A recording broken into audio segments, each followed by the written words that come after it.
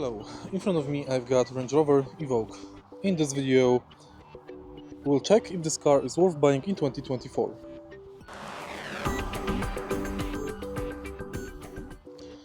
The 2014 Range Rover Evoque remains stylish and capable compact luxury SUV in 2025 with strong off-road prowess and premium interior. Though potential reliability concerns and high maintenance costs mean it is best suited to buyers prepared to upkeep on luxury brand.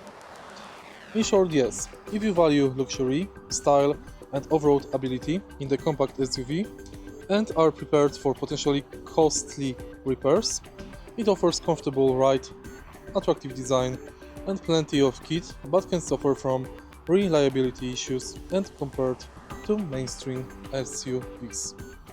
If you find this video helpful, please leave like, comment and subscribe.